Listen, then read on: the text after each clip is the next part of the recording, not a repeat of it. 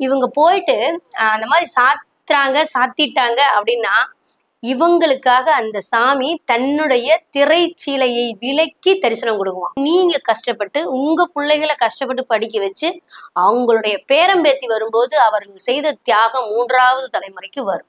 குரு தொடர்பு கொண்டுச்சு அப்படின்னு வச்சுக்கோங்களேன், அவங்கள மாதிரி ஒரு குடுப்பனை இருக்கிறவங்க நாட்டுல யாருமே இருக்க முடியாது. அவங்கள கேட்டீங்கன்னா என்ன சொல்லுவாங்கன்னா, எனக்கு எதுவுமே வேண்டாம், எதுவுமேல ஆசை இருக்காது. ஆனா அவங்க வேணான்னு சொல்ல உங்களுக்கு எல்லாமே வரும். ஒருவருடைய குரு புத்திரஸ்தானம் 5ஆம் அதிபதி வலுவாக இருந்தாலும் கூட ஒருவருடைய குருவுக்கு, ஆணுடைய குருவுக்கு பெண்ணினுடைய குரு 6-8 போச்சு அப்படின்னாலும், பெண்ணினுடைய குருவுக்கு ஆணினுடைய குரு 6-8 போச்சு, 2க்கு பார்க்கல அப்படின்னா புத்திரஸ்தானத்துல ப்ராப்ளம் வரும். எண்ணமெல்லாம் சிறகடிக்கும், எண்கள் எல்லாம் வழி கொடுக்கும், எந்நாளும் ராஜமுகம், எளியோரின் ஏறுமுகம். எந்த நிலை வந்தாலும் வந்த நிலை மாறாத நமது Rajanilai. Rajanilai TV, channel of astrology.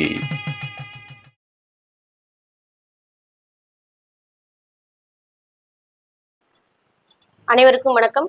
Rajanilai TV channel of astrology நேயர்கள் அனைவருக்கும் கரூர் அஸ்வமணிமேகலையின் அன்பான வணக்கம். எனது குருநாதர் அனைவருடைய பாதமும் பணிந்து இந்த பதிவு, அதாவது இப்போ இன்னைக்கு கொடுக்கக்கூடிய பதிவு எதை சார்ந்தது உங்களுக்கெல்லாம் அப்படின்னு பார்த்தீங்கன்னா, ஜோதிடத்துல ஒரு எல்லாத்துக்குமே பார்த்தீங்கன்னா, எனக்குன்னு நான் என்ன பாவம் பண்ணணும், நான் என்ன பாவம் பண்ணேன், எனக்குன்னு ஏன் இவ்வளோ பிரச்சனை, நான் எப்போ மற்றவங்கள மாதிரி ஒரு பொருளாதாரத்துலேயோ தொழிலையோ இல்லை நல்ல டெவலப்மெண்ட்ஸ்ல நான் என்னைக்கு வருவேன், 4 பேர் மதிக்கிற மாதிரி, அல்லது அட்லீஸ்ட் என் சொந்த பந்தமாவது என் வீட்டில் இருக்கிறவங்க கூட மதிக்க மாட்டேங்கிறாங்கன்னு ஃபீல் பண்றவங்க நிறைய பேர் இருப்பீங்க. அப்போ இதுல கொடுத்து வைத்தவர்கள் யார் அப்படின்ற இந்த தலைப்புல பாத்தீங்கன்னா, யாரெல்லாம் குடுப்பனை இருக்குது, அப்படி எனக்கு ஏதாவது ஒண்ணு இருக்கா அப்படின்னு கேட்டா, முதல் தரமான குடுப்பனை அப்படிங்கிறது பாத்தீங்கன்னா, லக்னாதிபதி 5-9 இருப்பது, அல்லது 9-5க்கு அதிபதி லக்னத்தில் இருப்பது. இப்ப புரியல, உங்க லக்னம் போட்டிருக்கும்ல ஜாதக நோட்ல, அந்த லக்னத்திற்கு 5ஆம் இடம்னு சொல்லக்கூடிய பூர்வ புண்ணியம் உங்களுடைய குலதெய்வம், 9ஆம் இடம்ங்கிறது பாக்கியம், எல்லா குலதெய்வத்துக்கும் கிடைக்கக்கூடிய ஒரு புண்ணியங்கள், நீங்க செய்த பாக்கியங்கள். ஒரு பேங்க்ல நம்ம ஒரு டெபாசிட் பண்ணி வச்சிருந்தோம் அப்படின்னம்னா நம்ம எப்ப வேணாலும் ஏடிஎம் கார்டு விட்டு எடுத்துக்கலாம் இல்லையா, எவனையும் கேட்க வேண்டிய அவசியமே இல்லை. அப்போ நமக்கு மைனஸ்ல இருக்கும்போதுதான் நம்ம காசும் சேர்ந்து போகும், அதுதான் செய்யற பாவங்கள். அப்போ 5ங்கிறது பூர்வ புண்ணியம்னு சொல்றாங்க, அதாவது முன்னாடியே நம்ம கொடுத்து வச்சு பிறக்கிறது.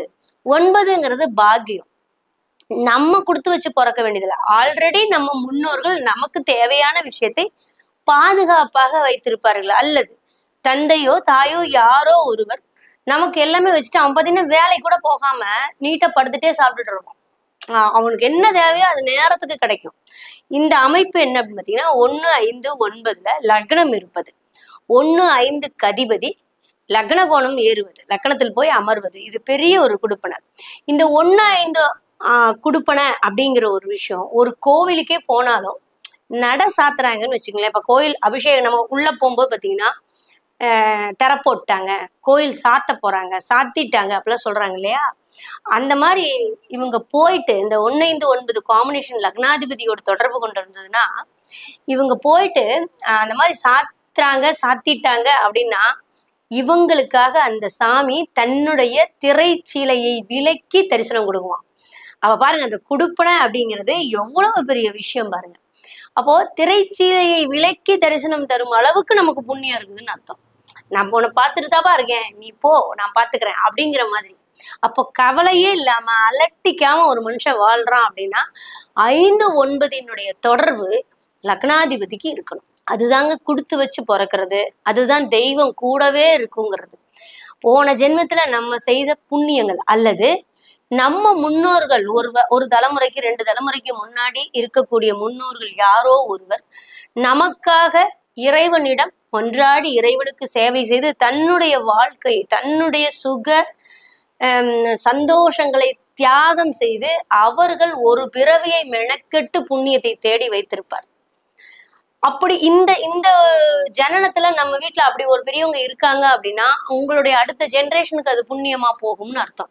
அதனாலதான் காசு காசுனே சம்பாதிக்காதரா, கொஞ்சமாவது பிள்ளைகளுக்கு புண்ணியத்தை சேர்த்து வைங்கடான்னு சொல்றாங்க இல்லையா, அது இதுதான். அப்போ என்ன தவறுகள் செய்தாலும், என்ன ஒரு அடிச்சு புடிச்சு சம்பாதிச்சாலும் புண்ணியம்ங்கிற ஒரு விஷயம் கொஞ்சமாவது இருக்கணும். அது எதை சார்ந்ததுன்னா தான தர்மம்ங்கிற ஒரு விஷயம். அது தான தர்மம்ங்கிறது இன்னைக்கு எல்லாம் நானும் தான் அந்த வரும்போது 10 ரூபா பஸ் ஸ்டாப்ல போட்டாங்க அப்படிங்கிறது அல்ல. அதாவது புண்ணியம் என்பது இறைவனுக்காக எந்த ஒரு எதிர்பார்ப்பும் இல்லாமல் தனக்கு வரும் புண்ணியம் வரும்னு நினைச்சு புண்ணியம் பண்றதே தப்பு. இது நமக்கு என்னைக்காவது உதவும் நினைச்சு புண்ணியம் பண்றது தப்பு. ஒரு பிறவி என்பது தன்னுடைய சுக துக்கத்தை எல்லாம் அர்ப்பணித்து இறைவனே கதின்னு தான் எதுக்குமே இல்லாம தனியா ஒருத்தர் வாழ்ந்து இறைவனுக்கே தொண்டு செஞ்சு வாழ்றாரு பாருங்க.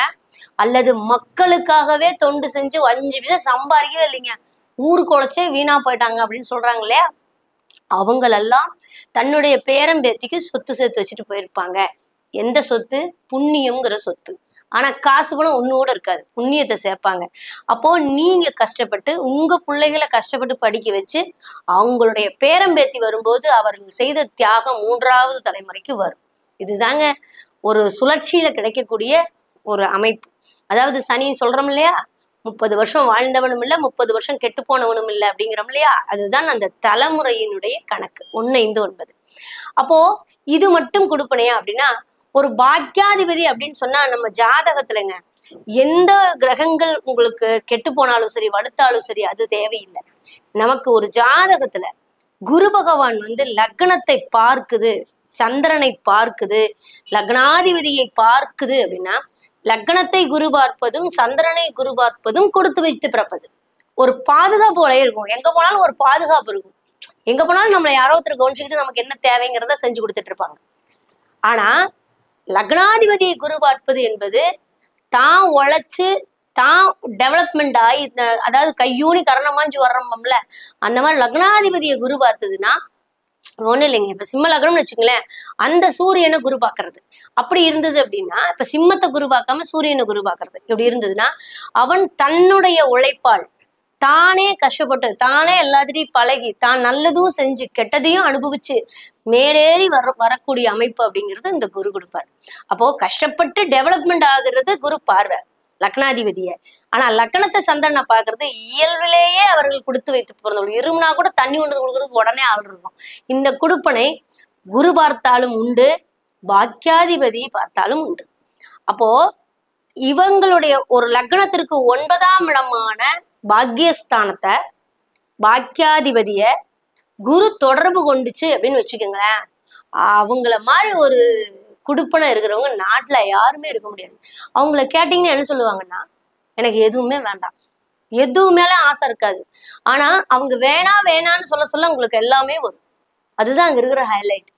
அப்போ அவர்களுடைய பாக்கியாதிபதியை காலபுருஷ தத்துவப்படி பாக்கியஸ்தானம் சொல்லக்கூடிய தனுசு ராசிக்கு சொந்தக்காரனான குரு பகவான் அவர்களுடைய 9ஆம் அதிபதியை பார்த்துச்சு அப்படின்னா அதை விட ஒரு பாக்கியம் எதுவுமே கிடையாது. இந்த காசு பணம் சொத்து சுகம் பேக்ரவுண்டு இதெல்லாம் வாழ்க்கைக்கு முக்கியம் அல்லங்க. ஒரு மனிதனுக்கு ஒரு ஜாதகத்துல இந்த பாக்கியாதிபதியை குரு பகவான் பார்க்கிறது தொடர்பு கொள்வது மட்டுமல்ல, லக்னாதிபதி அதனோடு தொடர்பு இருக்கணும். அந்த லக்னாதிபதி அந்த பாக்கியாதிபதியோட தொடர்பு பெற்றோ பார்வையிலையோ சேர்க்கையிலையோ இருந்தாதான் இந்த பலனை முழுசா அனுபவிக்க முடியும். இல்லைன்னா அது இருக்கும், ஆனா நம்மளை கஷ்டப்பட விடாம வச்சிருக்கோம், ஆனா எதுவுமே இருக்காது கையில. நான் வேலைக்கே போகலைங்க, அவன் படுத்தே கிடக்குற 5 விஷயம் சம்பாதிக்கலைங்க, கவலைப்பட்டுக்கிட்டே தான் இருப்போம். ஆனா லக்னாதிபதி இந்த பாக்கியாதிபதியோட தொடர்பு கொண்டுருச்சு அப்படின்னா அது நம்ம கேட்காம நமக்கு என்னென்ன வேணுமோ எல்லாமே கிடைச்சுக்கிட்டே இருக்கும். இதுதான் ஜாதகத்துல கொடுத்து வச்சு பிறக்கிறது அப்படின்னு அர்த்தம். இது மட்டுமல்ல, இந்த குரு நீங்க ஒருத்தருடைய குரு, இப்ப நம்ம வீட்டுல ஒரு கணவனோ மனைவியோ இருக்காங்க அப்படின்னு வச்சுக்கோங்களேன், ஒரு பையனுக்கு பொண்ணு பாக்குறீங்க, அந்த பொண்ணுகிட்ட இருக்கிற குரு இந்த பையனுடைய குருவை 5, 9ஆக இந்த 2 குருவும் பார்க்கணும்.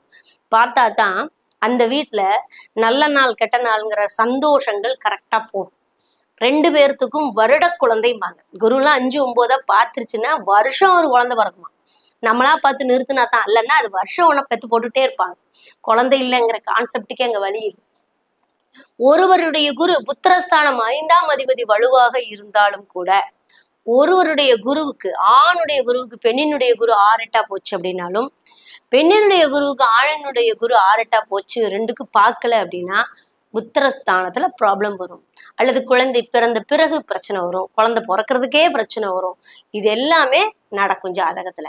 அப்போ என்னங்கன்னா, ஒரு குடுப்பனை அப்படிங்கிறது நம்ம வீட்டுல ஒரு பிறந்த நாள், நான் அட்லீஸ்ட் ஒரு பிறந்த நாள் கொண்டாடுறது, ஒரு மகாலட்சுமி பூஜை கொண்டாடுறது, ஒரு தீபாவளி, தை நோம்பு கொண்டாடுறது, இதெல்லாம் கூட ஒரு நோம்பி நொடிகள்ல ஒரு புத்தாடை அணிந்து, ஒரு பலகாரம் செய்து, ஒரு கோவிலுக்கு சென்று ஒரு சந்தோஷமா அந்த நாளை குடும்பத்தோட என்ஜாய் பண்றோம் அப்படின்னா, ஒருவருடைய குருவுக்கு இன்னொருவருடைய குரு பார்வை இருந்தால் மட்டும்தான் அந்த குடும்பம் தான் ஒரு மனதோடு அந்த சந்தோஷத்தை அனுபவிப்பாங்க, இறை வழிபாட்டை அனுபவிப்பாங்க. இல்லைன்னா புருஷமோட டெண்டர் கோயிலுக்கு போவாங்க, திரும்பி வரும்போது சண்டையில தான் வருவாங்க. அப்ப என்னன்னா, அங்க போறதும் சரி, போன பிறகும் சரி, போயிட்டு வந்த பிறகும் சரி, ஏதாவது ஒரு மனசுக்குள்ள ஒரு ஒரு ஒரு தீயாத ஒரு வஞ்சத்தை வச்சுக்கிட்டே வர்ற மாதிரி. நீ ஏன் அப்படி சொன்ன, நீ ஏன் அதை வாங்கி கொடுக்கல, நீ எப்படி அவங்க கிட்ட பேசின, இதெல்லாம் அந்த நேரத்துல வச்சுக்கிட்டு நமக்கு நிம்மதி இல்லாத மாதிரி ஒரு விஷயங்கள் நடக்கும். அப்போ இது ஏன் அப்படின்னு கேட்டீங்கன்னா, ஒரு பொருத்தம், என்னென்னமோ பொருத்தம் பாக்குறோம். சுக்கரன் இருக்கிற இடத்துல செவ்வாய் இருக்கணுங்கிறாங்க. சுக்கரன் செவ்வாய் 2 பேர்த்துக்கும் 6 8 போகக்கூடாதுங்கிறது, ராசி 2 6 8 போகக்கூடாது, இதெல்லாம் ஒரு திருமணத்துல பாக்குற விஷயம். ஆனா இந்த குரு அப்படின்ற ஒரு விஷயம் காலபுருஷனுக்கு பாக்கியாதிபதினு சொல்றோம். அது எந்த லக்னமாக இருந்தாலும், இப்போ ரிஷபத்துக்கு மிதுனத்துக்குலாம் ஒரு பாதகாதிபதி ஆனாலும், பாதகாதிபதியே ஆனாலும் கூட அந்த லக்னத்தோட தொடர்பு மனைவி மக்களோடு அந்த குரு யாருக்கு தொடர்பு கொள்ளுதோ அவங்க சொன்னா அவங்க கேட்பாங்க. இவங்க 2 உடைய கனெக்டிவிட்டியும் காம்பினேஷனும் சூப்பரா இருக்கும். இதுதாங்க கொடுத்து வைத்து பிறப்பது. கொடுத்து வச்சோம்ப்பா 2 பேரும் பாருங்க, எந்த ஒரு 10 ரூபா சம்பாரிச்சாலும் எவ்வளவு ஜாலியா இருக்காங்க அப்படிங்கிறோம் இல்லையா? இதற்கு காரணம் இந்த குருவினுடைய காம்பினேஷன் தான், பாக்கியாதிபதியினுடைய காம்பினேஷன் தான், 5 9 காம்பினேஷன் தான்.